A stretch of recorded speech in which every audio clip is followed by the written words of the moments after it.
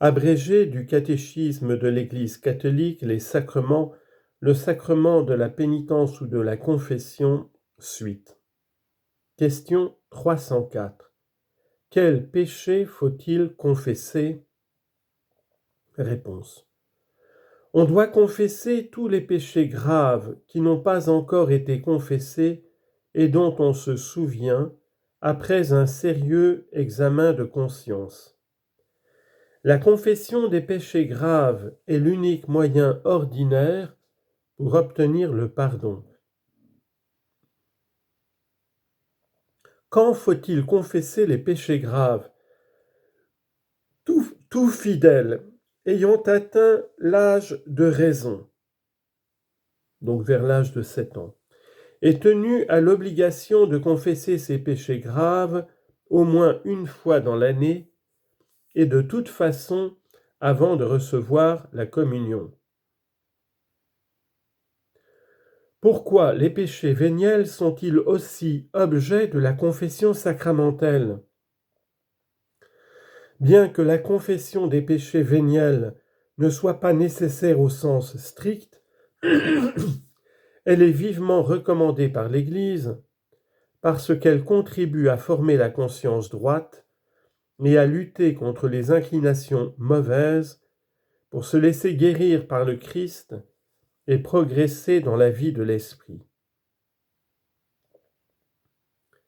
Qui est le ministre de ce sacrement? Le Christ a confié le ministère de la réconciliation à ses apôtres, aux évêques, leurs successeurs, et aux prêtres, leurs collaborateurs, qui deviennent ainsi les instruments de la miséricorde et de la justice de Dieu. Ils exercent le pouvoir de pardonner les péchés au nom du Père et du Fils et du Saint-Esprit. À qui est réservée l'absolution de certains péchés? L'absolution de certains péchés particulièrement graves, comme ceux qui sont punis d'excommunication, est réservée au siège apostolique ou à l'évêque du lieu ou aux prêtres autorisés par eux, bien que tout prêtre puisse absoudre de tout péché et de toute excommunication quiconque est en danger de mort. Le confesseur est-il tenu au secret?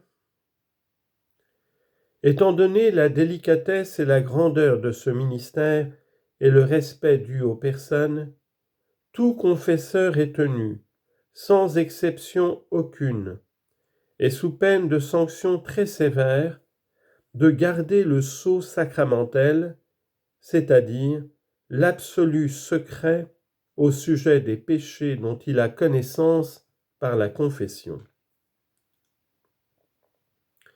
Quels sont les effets de ce sacrement?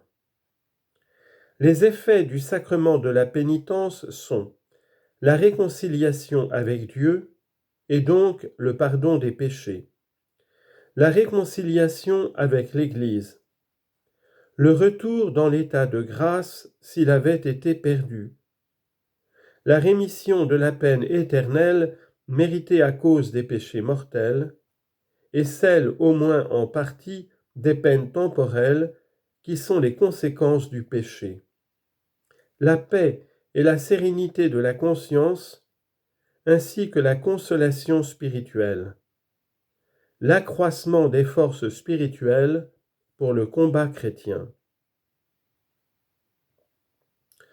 En certaines circonstances, peut-on célébrer ce sacrement par une confession générale et l'absolution collective?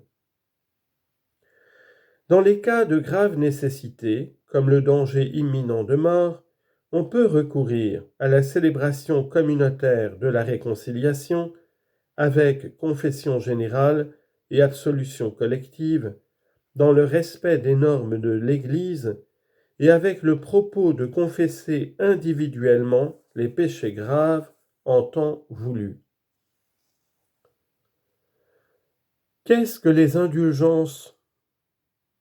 Les indulgences sont la rémission devant Dieu de la peine temporelle due pour les péchés dont la faute est déjà pardonnée. À certaines conditions, le fidèle acquiert cette rémission pour lui-même ou pour les défunts par le ministère de l'Église qui, en tant que dispensatrice de la rédemption, distribue le trésor des mérites du Christ et des saints.